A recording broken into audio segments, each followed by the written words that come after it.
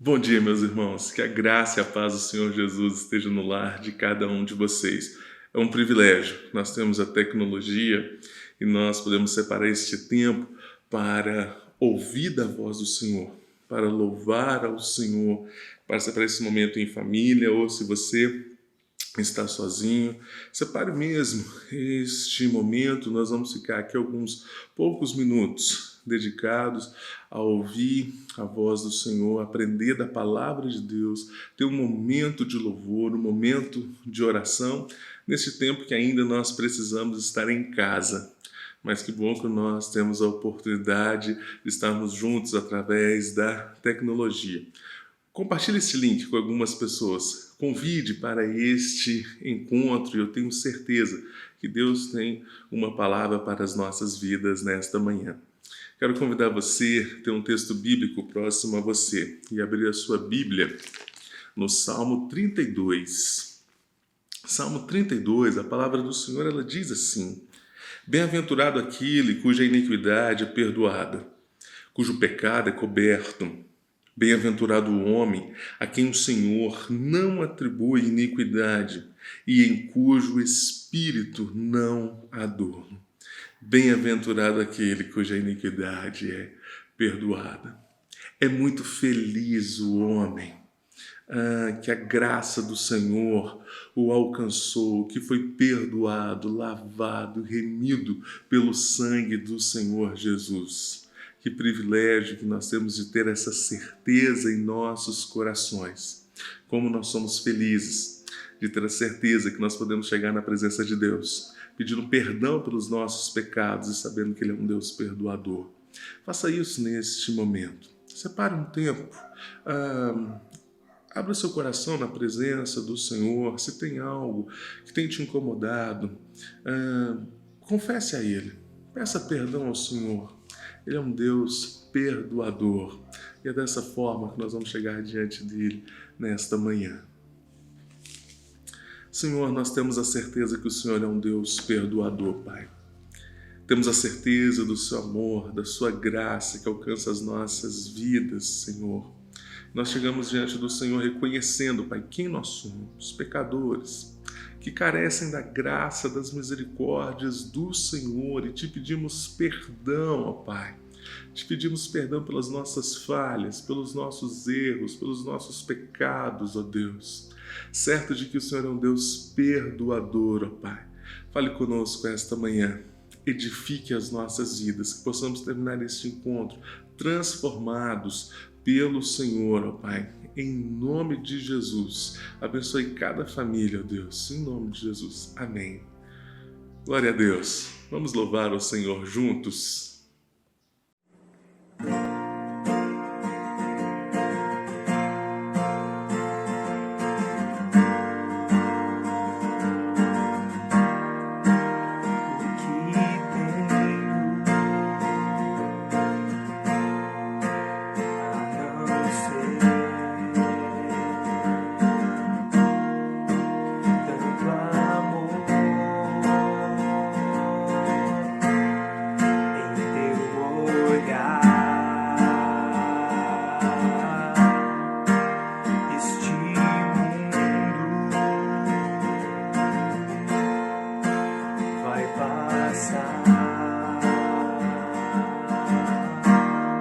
Mas sua verdade ficará. Jesus, eu só tenho a ti esperança para mim. Se estou triste, minha fé está em ti. Tua mão sustenta o céu e sustenta o meu viver. Teu amor me guia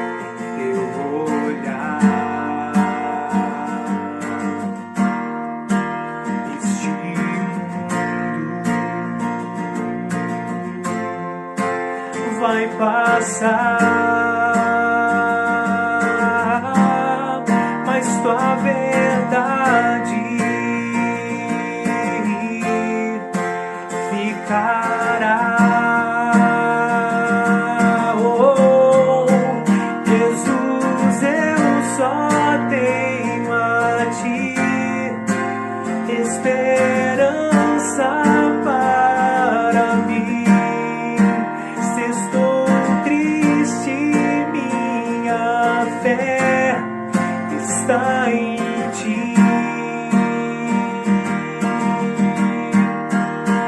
Tua mão sustenta o céu e sustenta o meu viver. Teu amor me guiará até o fim. Jesus, eu só tenho a ti esperança para mim. Se estou triste, minha fé está em ti. Tua mão, Senhor, tua mão sustenta o céu e sustenta o meu viver. Teu amor me guiará até o fim.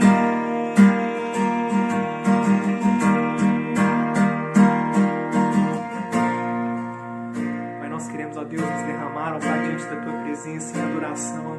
Ó Deus, porque só Tu és santo e não há outro como Tu, Deus.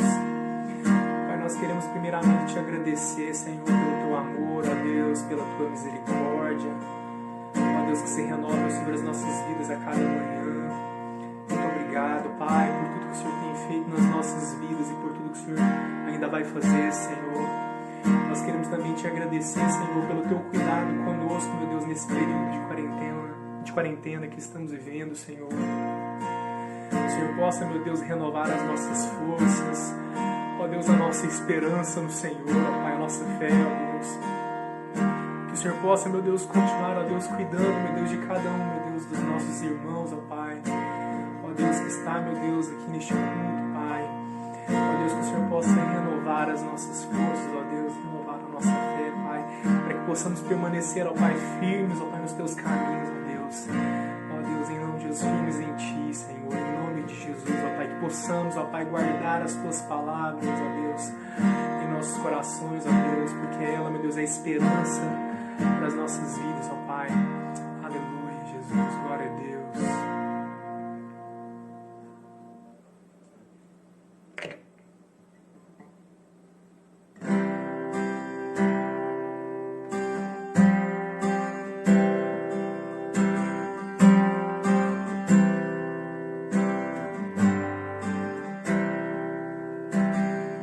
Confesso a Ti, Senhor, que fraco eu sou, tão fraco eu sou, mas forte Tu és. Eu venho a Ti, Senhor, sem nada pra dar, só quero pedir, vem e ajuda-me, ó Deus.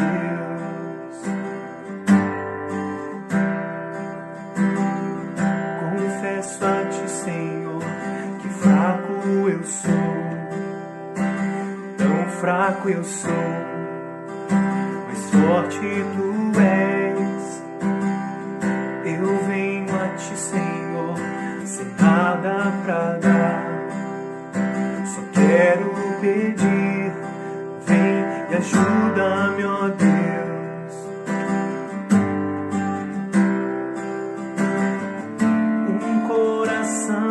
Quebrantado e humilde, não rejeita, Senhor. Estenda a mim Tua graça, deixe Teu amor fluir, por misericórdia nós clamamos. Faz chover perdão e graça sobre mim, perdão e graça.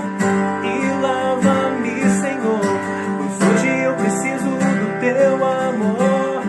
Faz chover perdão e graça sobre mim, perdão e graça.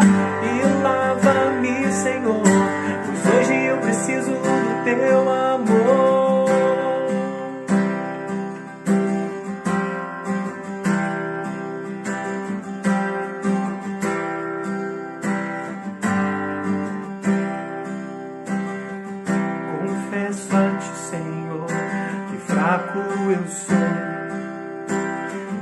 fraco eu sou, mas forte tu és. Eu venho a ti, Senhor, sem nada pra dar, só quero pedir, vem e ajuda-me, ó Deus.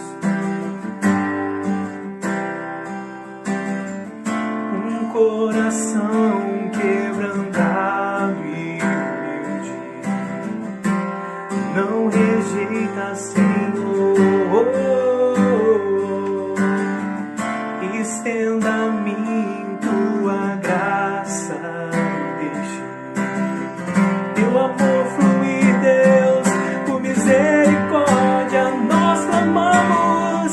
Faz chover perdão e graça sobre mim, perdão e graça, e lava-me, Senhor, pois hoje eu preciso do teu amor. Faz chover perdão e graça sobre mim, perdão e graça, e lava-me, Senhor, pois hoje eu preciso do teu amor. Se pedimos, tu virás, tua chuva derramarás. Se pedimos, tu virás, tua chuva derramarás. Se pedimos, tu virás, tua chuva derramarás. Se pedirmos, tu virás, tua chuva derramarás. Vai chover perdão e graça sobre mim, perdão e graça, e lava-me, Senhor, pois hoje eu preciso do teu amor. Vai chover perdão e graça sobre mim, perdão e graça, e lava-me, Senhor, pois hoje eu preciso do teu amor. Ó Deus, que a tua graça seja derramada sobre as nossas vidas, ó Pai, nesta manhã, Pai. Em nome de Jesus, ó Pai, que chova perdão e graça sobre as nossas vidas, ó Pai, porque nós precisamos, ó Pai, de Ti, nós dependemos de Ti, Senhor. Aleluia, Jesus. Aleluia. Amém. Que privilégio é louvar ao Senhor, e que privilégio nós temos a tecnologia para estarmos aqui esta manhã. Vocês não estão sozinhos, nós estamos esperando muito pelo momento em que nós vamos poder voltar a nos reunir de alguma forma. Mas enquanto isso não é possível, participe conosco dos nossos encontros durante a semana. Toda semana nós temos um encontro no Zoom para comunhão e oração. Você pode entrar em contato conosco através das nossas redes sociais, do nosso site que está aqui embaixo também, no nosso WhatsApp. Participe conosco dos nossos encontros semanais. É um momento onde nós podemos contar também, compartilhar, ouvir uns aos outros, orar uns pelos outros. Então, participe conosco toda quarta-feira às 20 horas. Lembre-se que vocês não estão sozinhos. Se você tem passado por alguma dificuldade, algum problema, precisa de alguma ajuda, algum auxílio, entre em contato conosco. Nós estamos nesse tempo orando por nossa cidade, pelos diversos motivos que envolvem tudo isso que está acontecendo na dinâmica da nossa cidade, desde os governantes, prefeitos, vereadores, ao comitê gestor, aos trabalhadores, orando pelos trabalhadores, pelo comércio e tantas outras áreas que são afetadas por este tempo. Hoje nós vamos continuar orando pela nossa cidade. Temos dedicado esse tempo em oração ao Senhor, para que o Senhor esteja abençoando, conduzindo todas as coisas em nossa cidade. Tire esse tempo de oração, de clamor ao Senhor. Senhor, muito obrigado, Pai, porque nós podemos recorrer à Sua presença. a sua doce presença, Pai, a presença do Senhor, o nosso Salvador, o nosso Redentor, a certeza, Pai, que o Senhor está ouvindo as nossas orações. Nós oramos, ó Deus, pelo prefeito de nossa cidade, pelos vereadores, ó Deus, comitê gestor, os profissionais da área de saúde, pelos comerciantes, ó Pai, pelos trabalhadores, ó Deus, pelas famílias da nossa cidade, ó Pai, que tanto têm sofrido, tantas famílias estão sendo atingidas fortemente por este tempo. Rogamos ao Senhor, ó Pai, o socorro, o auxílio, Deus, do Senhor na vida dessas pessoas, e que nós, como igreja, Pai, faça o nosso coração sensível, ó Deus, a este momento, disposto a servir a nossa cidade, ó Pai, em nome de Jesus. Amém. Fique mais um tempo conosco, compartilhe o link deste encontro. Logo mais depois da mensagem você pode acompanhar o link do nosso encontro do Alto Kids. Convide as crianças para este momento. Que o Senhor fale com você esta manhã. Nós estamos na terceira reflexão desta série de mensagens. Vida leve, espiritualidade simples. Quando nós olhamos para esse tempo que nós estamos vivendo, precisamos de uma espiritualidade. A busca por uma espiritualidade é algo que está crescendo por uma esperança maior, por conta de tudo isso que nós estamos vivendo, toda a problemática que nós estamos passando. E como é importante nós buscarmos uma espiritualidade alicerçada na palavra de Deus, segundo o Evangelho de Cristo Jesus, que vem ao encontro das nossas vidas, não resolvendo todos os nossos problemas, mas com certeza nos ensinando a passar, a enfrentar estes desafios. Na primeira mensagem nós falamos sobre o cansaço, uma espiritualidade que vem de encontro aos nossos cansaços. Na semana passada falamos sobre os medos que batem a nossa porta e como que, olhando para a palavra de Deus, nós encontramos uma espiritualidade, um relacionamento com Deus que vem de encontro aos nossos medos. E olhando mais uma vez para o momento que nós estamos vivendo, entendendo como as pessoas estão sendo marcadas por este tempo, por conta das perdas, das incertezas, por conta das mudanças, das rupturas que nós estamos passando em nossos dias. E quantas pessoas estão sendo marcadas por este tempo. E isso tem deixado traumas nas vidas das pessoas. Por isso é importante nós separarmos esta manhã para nós falarmos sobre uma espiritualidade que encontra os meus traumas. Para a gente começar, deixa eu trazer para você uma definição de trauma. Trauma é derivado de uma palavra do grego que significa ferida. Trauma é ferida, avaria, derrota, desastre, um choque emocional.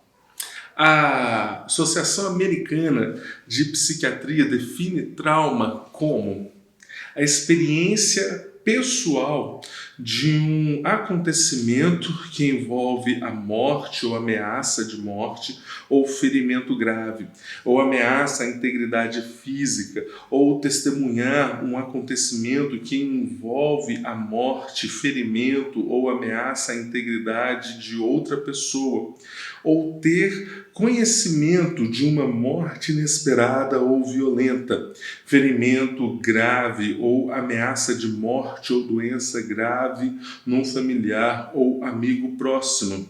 A resposta da pessoa ao acontecimento tende a envolver medo intenso, impotência ou horror. Trauma é como nós respondemos às experiências da vida e o que elas nos causam. É como, depois de passar por uma experiência, é como nós vamos lidar, em como ela nos afetou e em como nós vamos continuar lidando com aquilo que nos afeta. E como tem coisas que nos afetam profundamente. acontecimentos que trazem feridas profundas nas vidas das pessoas, feridas na alma, feridas em suas emoções, por conta de experiências que nós passamos. Olhando para esse tempo, vendo essa definição, nós já pensamos, concluímos, quantos traumas, tudo que nós estamos vivendo tem gerado na vida das pessoas, por conta das preocupações, das perdas e outras coisas que nós já mencionamos aqui. Por isso eu quero pedir para você abrir a sua Bíblia no Evangelho de João. Evangelho de João, capítulo 5, nós vamos ler do versículo 1 ao versículo 15. Se você quiser, você pode acompanhar com o seu texto bíblico, mas também o texto será projetado. Acompanhe comigo, Evangelho de João, capítulo 5, versículo de 1 a 15. A palavra do Senhor, ela diz assim: Passadas estas coisas, havia uma festa dos judeus e Jesus subiu para Jerusalém. Ora, existia ali, junto à porta das ovelhas, um tanque chamado em hebraico Betesda, o qual tem 5 pavilhões. Nestes jazia uma multidão de enfermos, cegos, coxos, paralíticos, esperando que se movesse a água. Porquanto um anjo descia em certo tempo agitando-a. E o primeiro que entrava no tanque, uma vez agitada a água, sarava de qualquer doença que tivesse. Estava ali um homem enfermo havia 38 anos. Jesus, vendo-o deitado e sabendo que estava assim há muito tempo, perguntou-lhe: Queres ser curado? Respondeu-lhe o enfermo: Senhor, não tenho ninguém que me ponha no tanque quando a água é agitada, pois enquanto eu vou, desce outro antes de mim. Então lhe disse Jesus: Levanta-te, toma o teu leito e anda. Imediatamente o homem se viu curado e, tomando o leito, pôs-se a andar. Aquele dia era sábado. Por isso disseram os judeus ao que fora curado: Hoje é sábado, e não te é lícito carregar o leito. Ao que ele lhe respondeu: O mesmo que me curou me disse: Toma o teu leito e anda. Perguntou-lhe eles: Quem é o homem que te disse: Toma o teu leito e anda? Mas o que fora curado não sabia quem era, porque Jesus se havia retirado por haver muita gente naquele lugar. Mais tarde, Jesus se encontrou no templo e lhe disse: Olha, que já estás curado. Não peques mais, para que não te suceda coisa pior.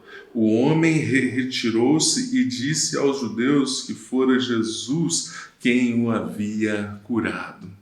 Vamos orar. Senhor, obrigado por sua palavra, Pai. Te pedimos, ó Deus, pela ação do teu Santo Espírito, o Senhor venha falar conosco, ilumine as nossas mentes, Pai, toque em nossos corações. Fale conosco esta manhã para que possamos compreender a beleza e a profundidade da sua palavra segundo o seu querer, ó Pai. Em nome de Jesus. Amém. Deixa eu trazer algumas coisas, alguns aspectos que chamam a atenção do versículo 1 ao versículo 4, que vão nos localizar a respeito do contexto da narrativa que nós acabamos de ler. O texto diz que Jesus estava chegando em Jerusalém, provavelmente em uma das grandes festas. Todo bom judeu deveria ir pelo menos uma vez por ano para Jerusalém, para participar de algumas dessas festas, para prestar culto no templo, para estar junto com os seus irmãos. Jesus estava próximo a Jerusalém em um desses períodos. Então ele se dirigiu para Jerusalém, talvez na festa do tabernáculo, da Páscoa ou do Pentecostes. Provavelmente, várias pessoas estudiosos dizem que é muito mais provável que fosse um período de uma festa da Páscoa. Não podemos definir qual era a festa. O fato é que, com certeza, a cidade estava muito movimentada. Quando nós olhamos para o versículo 2, ele diz: ora, existe ali junto à porta das ovelhas. Quando você olha o mapa de Jerusalém, o mapa do templo, existia em uma de suas laterais uma porta, chamada de Porta das Ovelhas, porque justamente era uma porta utilizada para passar onde eram passadas as ovelhas, pois do lado de fora ficava ali próximo algumas pessoas que vendiam essas ovelhas para serem sacrificadas no templo, e era o lugar de fato onde essas ovelhas eram entregues aos sacerdotes para o sacrifício. Continuando o texto, a partir do versículo 3, ele vai dizer que ali tinha um tanque chamado em hebraico Betesda, o qual tem 5 pavilhões. Betesda significa casa de misericórdia. Mas veja, deixa eu trazer para você alguns pontos a respeito desta casa de misericórdia em Jerusalém. Em Jerusalém haviam 2 tanques. O tanque de Siloé, onde os peregrinos que vinham até Jerusalém em um período dessas festas, eles se banhavam para purificar, para prestar culto no templo, e o tanque de Betesda. O que as tradições dizem que muitos anos antes, na época de Salomão, era onde eles utilizavam para lavar as ovelhas para que elas pudessem ser apresentadas em sacrifício. É o que dizem as tradições a respeito deste texto. Mas, durante o período greco-romano, algumas coisas foram mudadas. Provavelmente, este lugar se transformou em uma casa, em um templo de adoração ao deus Asclépio, que é o deus da medicina e da cura. Como esse deus ele tinha vários templos pela África e pela Ásia. O que acontecia, o que o texto nos diz, é que esta casa tinha 5 pavilhões e estava cheio de pessoas com muita expectativa, porque vinha um anjo e agitava aquelas águas e alguém era curado. Bom, vamos analisar com um pouco mais de atenção o que o texto está nos dizendo. Se você olha para o versículo 4, você vai perceber na sua Bíblia que ele está entre colchetes. O que isso significa? Quando nós olhamos para a Bíblia, para o Novo Testamento, como nós estamos lendo aqui, ele foi traduzido, copiado, escrito com base em muitos manuscritos, mais de 5.000 fragmentos de manuscritos. O texto indica que este trecho do versículo 4, que está entre colchetes, ele não se encontra nos manuscritos mais antigos, que são aqueles que têm mais confiança. O que provavelmente algum copista em algum momento acrescentou alguma nota, conhecendo a cultura, o costume, as lendas da época, conhecendo então, acrescentou a este texto. O que não muda em nada a essência do texto. E por que é acrescentado entre colchetes? Para não retirar e cometer o erro de retirar e não ser contado algo importante. Porém, eles deixam claro que isso não está nos manuscritos mais antigos. O que provavelmente aconteceu então para esta casa, para este tanque estar tão cheio de pessoas, cheio de expectativas? Em algum momento, eles tinham ali uma grande piscina. Em algum momento, a água dessa piscina deveria ser trocada. No momento dessa troca, a água se agitou de alguma forma, alguém entrou, disse que foi curado, então Bastou isso acontecer para que a notícia se espalhasse, que aquele local as pessoas poderiam ser curadas. Juntando a cultura dos gregos aos deuses, aos inúmeros deuses que eles tinham, então este local se transformou em um período, em um templo ao Deus da cura e ao Deus da medicina. Uma casa de misericórdia, mas não uma casa de misericórdia do Senhor. Não a misericórdia do Deus Todo-Poderoso, em que essas pessoas estavam buscando, aflitas. Era algo para as suas vidas, baseado em alguma lenda, em alguma superstição daquela época. Mas veja o versículo 5. Estava ali um homem enfermo havia 38 anos, e de alguma forma este homem chama a atenção de Jesus. O que não quer dizer que ele estava ali naquela casa há 38 anos, mas ele estava enfermo há 38 anos. Mas as pessoas que estavam ali, elas ficavam ali por vários dias, meses, anos, esperando que em certo tempo algo acontecesse e elas fossem curadas. Não era um local muito agradável de se estar. Não era um local que tinha um cheiro agradável também. As pessoas ficavam vários dias ali, cheios de expectativa, buscando algo. Mas Jesus, por algum motivo, passou neste lugar e olhou para a vida deste homem. Mas veja como esta informação é importante. A informação do versículo 5 é importante para nós conhecermos um pouco mais deste homem. E quando nós falamos sobre experiências que marcam a nossa vida, sobre traumas que marcam as nossas emoções, o nosso psicológico, veja que existem alguns fatores que podem dificultar o processo de recuperação psicológica. E estes são a idade, a intensidade e o tempo de duração da experiência, a sensação de impotência que a pessoa sentiu, o significado que essa experiência teve na história de vida dessa pessoa, os sentimentos que o evento provocou, medo, pavor, raiva, angústia, nojo.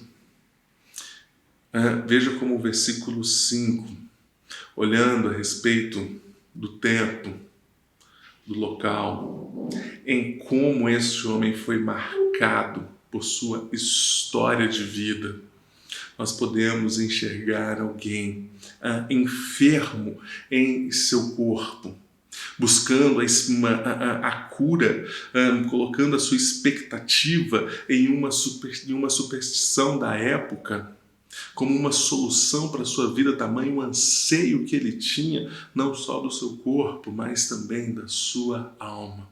Como alguém que foi marcado por causa da sua enfermidade, alguém que foi marcado na sua história de vida.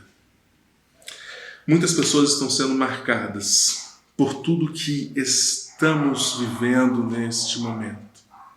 Muitas pessoas têm sido marcadas por conta das suas histórias de vida, daquilo que eles passaram, dos seus relatos, há quantos anos enfrentando lutas e dificuldades. Quantas pessoas estão com a alma, com o coração, com a mente feridos. Por isso a importância de nós falarmos sobre uma espiritualidade que vem de encontro aos nossos traumas. Para isso, nós precisamos entender que nós precisamos de uma espiritualidade que nos desafia. Veja do versículo 6 ao versículo 9. Jesus, vendo-o deitado e sabendo que estava assim há muito tempo, perguntou-lhe: queres ser curado? Respondeu-lhe o enfermo: Senhor, não tenho ninguém que me ponha no tanque quando a água é agitada, pois enquanto eu vou, desce outro antes de mim. Então lhe disse Jesus: levanta-te, toma o teu leito e anda. Imediatamente o homem se viu curado, tomou o seu leito e pôs-se a andar. Precisamos de uma espiritualidade que nos desafia a reconhecer o nosso estado. Veja a pergunta que Jesus faz no versículo 6. Queres ser curado? Parece que essa pergunta é uma pergunta muito óbvia, porque se ele está num local e ele tem uma expectativa, se ele está sofrendo há muito tempo, parece muito uma pergunta óbvia para nós. Mas Jesus, ele é pontual no motivo da sua pergunta. Talvez este homem ele já tivesse perdido a esperança de ser curado. E ele olha para Jesus com a sua resposta e ele diz: Senhor, não tenho ninguém aqui. Como que eu vou responder isso? Talvez este homem tivesse entrado em estado de morbidade em sua alma. Por conta da sua falta de esperança, ele já olhava para aquele estado, já se habituou com aquilo tudo que estava passando, e ele pensasse que não tinha mais nenhum jeito, mais nada que pudesse encontrar a vida dele. Mas Jesus faz esta pergunta para que este homem tivesse consciência da sua incapacidade, para que ele pudesse olhar para o seu estado, para aquilo que ele estava passando. Quando Jesus faz essa pergunta, queres ser curado? Talvez esse homem ele olhe para toda a história da vida dele, para os 38 anos que ele está enfrentando essa dificuldade. E essa pergunta faz ele fazer uma avaliação profunda da sua vida. E ele para pensar. E a resposta do enfermo demonstra o resultado da sua reflexão. Veja, respondeu o enfermo: Senhor, não tenho ninguém a quem me ponha no tanque quando a água é agitada, pois enquanto eu vou, desce outro antes de mim. Reconhecendo que, olha, eu já estou aqui há tantos anos, eu não tenho ninguém por mim. Olha a minha situação, eu não consigo chegar, eu tenho ninguém que possa me ajudar a chegar. Como responder a esta pergunta? Diante dos traumas em nossas vidas, precisamos reconhecer a nossa completa incapacidade de caminhar sozinhos. Precisamos reconhecer que, olhando para a situação à nossa volta, de fato, talvez nós não vamos encontrar nada que possa nos ajudar, que possa nos conduzir a uma cura das nossas feridas mais profundas da nossa vida, as feridas da nossa alma. E isso é muito difícil. Quando nós olhamos para a nossa cultura, para os nossos dias, onde quando você olha para você, você vai ouvir palavras: você é bom, você é forte, você é muito mais do que você pensa, você pode conseguir, pense positivo. Enquanto este homem, ele olha: eu não dou conta de chegar na água e eu não tenho ninguém por mim. Olha, Senhor, esse sou eu. Eu não tenho capacidade para fazer isso. Este homem, ele reconhece a sua completa incapacidade diante das suas feridas, diante do seu histórico de vida.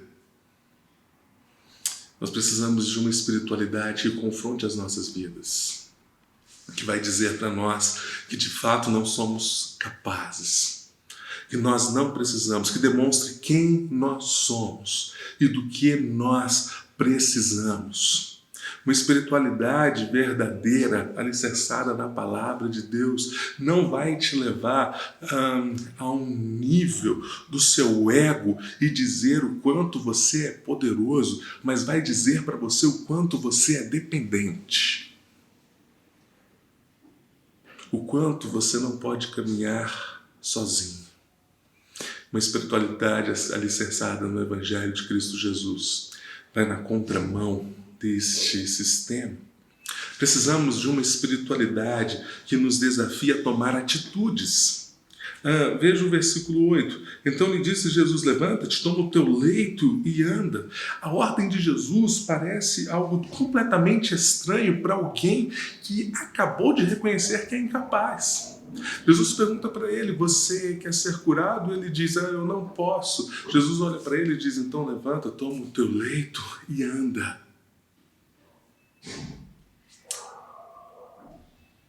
Talvez ele olhasse para Jesus, ele pudesse olhar para Jesus e dizer: você não escutou o que eu acabei de te contar? Você não está entendendo o que eu falei para você quem eu sou. Eu falei para você da minha identidade. Tem 38 anos que eu estou aqui. Olha, eu não tenho ninguém por mim. Eu não consigo chegar lá. Ninguém me ajuda. E você está falando para eu levantar, tomar o meu leito e andar. Talvez esse homem pudesse olhar para Jesus e dizer: você está brincando comigo? Só pode. Como? Eu acabo de dizer para você que eu não posso e você diz para eu tomar uma atitude, uma ação? Mas não. Ele teve uma atitude. Ele levantou.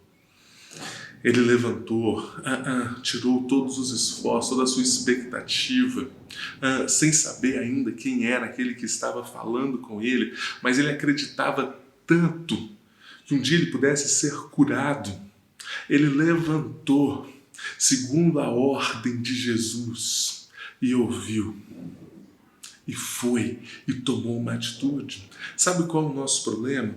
Muitas pessoas, ao viverem uma experiência traumática, olham para o trauma como algo que as define. E a dor se torna um aspecto fundamental da sua identidade. Sabe qual é o problema? Quando nós passamos por experiências traumáticas na nossa vida, que nos causam feridas profundas, nós achamos que aquelas experiências nos definem. E nós vamos dizer: olha como eu sou. Eu sou essa pessoa ferida. Eu sou essa pessoa depressiva. Por causa disso, por causa daquilo. E as experiências à nossa volta começam a dizer quem nós somos. Isso é uma síndrome de Mara. Quando nós olhamos para o livro de Ruth, nós olhamos para a sua sogra Noemi, que significa agradável. Mas ela perdeu o seu marido, perdeu os seus filhos. Depois de tantas perdas, ela olha para as pessoas e diz: não me chamem mais de agradável. Não me chame mais de Noemi, me chamem de Mara, me chamem de amarga, porque é isso que eu sou agora. Eu sou amarga. Quantas pessoas assumem a identidade por conta das experiências da vida e passam a se definir por conta disso, e por causa disso não têm forças sequer para tomar uma atitude. Não são as nossas experiências que nos definem. Não são as nossas experiências o que elas dizem que nós somos. As nossas feridas que nos definem. O que nos define é o que Cristo fala a respeito de nós. O que nos define é a voz do Senhor que diz para nós: levanta, toma o teu leito e anda, e vai, e tem uma atitude. Não podemos assumir a nossa identidade por causa das nossas experiências, mas assumir uma nova identidade em Cristo Jesus. E Ele nos diz quem nós somos. por causa da sua graça, do seu amor, da sua misericórdia que alcança, que transforma as nossas vidas, que renova os nossos corações. Nele, não em nós, em Cristo Jesus. Precisamos de uma espiritualidade que nos desafia a olhar para nós. Precisamos de uma espiritualidade que nos desafia a ter uma atitude. Precisamos de uma espiritualidade que nos ensine. Veja o versículo 9, a partir da parte B do versículo 9, versículo 10. E aquele dia era sábado. Por isso disseram os judeus ao que fora curado: hoje é sábado, e não te é lícito carregar o leito. Ao que ele lhe respondeu: o mesmo que me curou me disse: toma o teu leito e anda. O fato é que esses homens, os judeus, tinham acrescentado muito às leis. Segundo os seus costumes, segundo o que eles achavam que poderiam ser acrescentado à lei. E quando eles veem aquele homem caminhando, carregando o seu leito, talvez eles estão enquadrando aquele homem em uma transformação que eles fizeram da lei, em seus acréscimos da lei, lembrando o texto de Êxodo 20, capítulo 10, que diz: mas no 7º dia é o sábado do Senhor teu Deus, não farás nenhum trabalho. O que a lei estava dizendo é a respeito do descanso. Separe um dia para o Senhor. Você vai trabalhar todos os outros dias, mas existe um dia para o descanso. Um dia do Senhor, e esse assunto ele é muito profundo para a nossa vida, para a nossa cultura. Quando nós falamos sobre acumular, ganhar cada vez mais, o que a lei estava dizendo, não vai produzir lucros, algo que estraga lucros nesse dia. Dedique-se ao Senhor. Dedique-se ao descanso. E isso demonstra o quanto nós esperamos em Deus e nós dependemos dele e não daquilo que nós podemos fazer. Não é o homem para o sábado, mas o sábado para o homem. Para o homem descansar. Era isso que a lei estava dizendo, por um período de consagração. E esses homens estavam tentando ensinar algo diferente para a vida desse homem que acabou de ser curado. Isso não importava muito para eles, mas importava o que eles queriam ensinar para esse homem. Aqueles homens queriam impor a sua cultura, as suas regras, os seus ensinamentos. E a resposta desse homem foi algo extremamente importante para a vida dele, em como ele iria responder na sua trajetória de vida. Sabe, meus irmãos, quando nós falamos sobre as nossas experiências de vida, os nossos traumas, os nossos anseios, nós precisamos falar sobre do que nós estamos aprendendo e como nós estamos aprendendo a lidar com as nossas experiências, com a nossa vida. Vincent Cheung, ele diz em um artigo traduzido dele, que está no site Monergismo, o título do artigo é Cura para Trauma Psicológico. E ele fala sobre 3 aspectos importantes para a cura da nossa alma. Ele vai dizer o primeiro: doutrina é essencial. E ele vai dizer: doutrina é essencial. Uma revisão contínua das verdades sobre a sabedoria de Deus, sua seleção incondicional e aceitação de seu povo, a obra de Cristo na redenção, sua morte pela qual comprou a libertação de todo o pecado, condenação e principados do mal, e assim por diante, irá contribuir para a recuperação, mesmo que elas não sejam estudadas para atingir deliberadamente seus problemas psicológicos. A palavra de Deus pode confortá-lo, curá-lo e livrá-lo.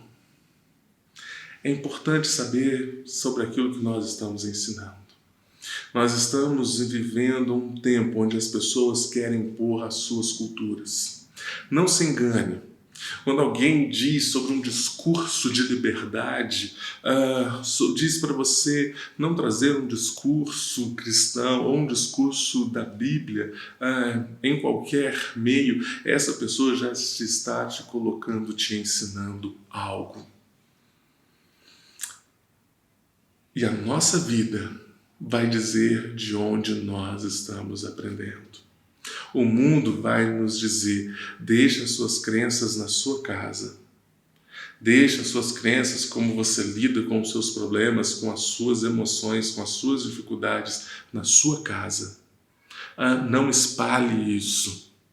Não coloque isso para outras pessoas. Não é dessa forma. Quando o mundo faz isso com a gente, eles estão impondo algo sobre nós. Eles estão tendo a mesma atitude dos judeus, olhando e dizendo: hoje é sábado, você não pode fazer isso. E quando alguém diz isso para nós, como nós devemos aprender sobre o estilo de vida distante da palavra de Deus, eles estão dizendo: você não pode fazer isso.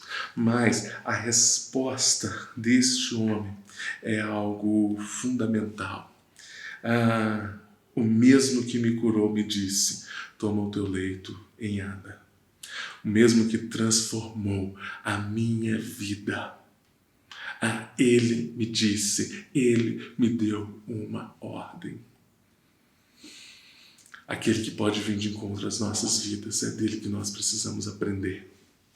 É de Cristo Jesus que nós precisamos aprender a como lidar com as lutas dos nossos corações, com as nossas dificuldades, com os nossos traumas. É com ele, com a sua palavra. Em terceiro lugar, uma espiritualidade que traz mudanças. Veja o versículo 14. Mais tarde, Jesus encontrou no templo e lhe disse: olha, que já estás curado, que não peques mais, para que não te suceda coisa pior. O homem retirou-se e disse aos judeus que fora Jesus quem o havia curado. Não peques mais, para que não te suceda coisa pior. Por conta da sua história de vida, da sua enfermidade, o seu anseio em ser curado, ele estava colocando as suas expectativas, a sua busca em alguma superstição da época, em uma atitude totalmente distante de Deus. O que Jesus está dizendo é: não vá buscar nessas coisas novamente. Diante das lutas e das dificuldades da vida, não peques mais. Não vá viver mais aquele estilo de vida. Não vá buscar em lugares que não pode te acrescentar, que não pode te curar, que não pode te renovar, que não pode te trazer esperança alguma.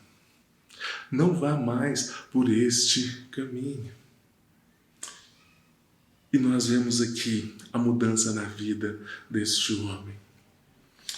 Para alguém que no versículo 4 diz: olha, eu estou sozinho, eu não tenho ninguém, mas a mudança maior na vida dele é ele poder dizer: Jesus me curou. Agora eu o conheço, agora os meus olhos veem, agora eu sei quem é por mim, eu sei quem está comigo, eu sei quem pode me curar. Ele não estava mais sozinho, porque ele conheceu o Senhor Jesus. Quando nós falamos sobre enfrentar os nossos traumas, sobre ter uma espiritualidade que vai de frente às nossas experiências, o que elas nos causaram, precisamos de uma espiritualidade que nos desafia a olhar para as nossas vidas, que nos desafia a termos uma atitude, de uma espiritualidade que nos ensina baseado na palavra de Deus, em seus ensinamentos, aqui registrados, que são o profundo alicerce da nossa vida. Precisamos de uma espiritualidade que gere transformação. Deixa eu deixar para você alguns pontos para você refletir e praticar. Diante dos nossos traumas, nós precisamos reconhecer o nosso estado de incapacidade e tomar atitudes segundo o que Cristo opera em nós. Deixar de ouvir um pouco as vozes da nossa volta. Olhar para o que Cristo está nos dizendo. Deixar de ouvir um pouco as vozes das nossas emoções feridas, que querem nos definir e dizer quem nós somos, e olhar para o que Cristo está e escutar o que Cristo está nos dizendo. Reconhecer que nossas experiências não nos definem, nossa identidade está em Cristo Jesus.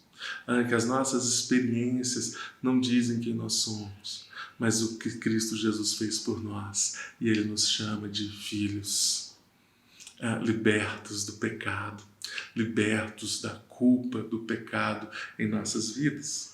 Terceiro, buscar renovar a nossa mente com os ensinamentos de Jesus, diante dessa cultura impositora, mascarada de liberdade, mas que não é, que não está trazendo nada de liberdade, mas que querem nos aprisionar segundo os seus preceitos. Precisamos estar atentos à palavra de Deus, a como ela está nos conduzindo, direcionando as nossas vidas. E em quarto lugar, evidenciar essa nova vida, anunciando a Cristo Jesus e em todo o tempo dizendo: Ele me libertou, Cristo Jesus me salvou. Que você possa viver uma espiritualidade firmada na palavra de Deus, através do relacionamento com Cristo Jesus, de uma espiritualidade que vai de encontro aos seus traumas, aquilo que marcou profundamente a sua vida, aquilo que te trouxe feridas, que causou feridas em seu coração. Quero convidar você para um momento de oração, refletir um tempo nisso que nós acabamos de falar e que o Espírito Santo de Deus esteja trabalhando em seu coração.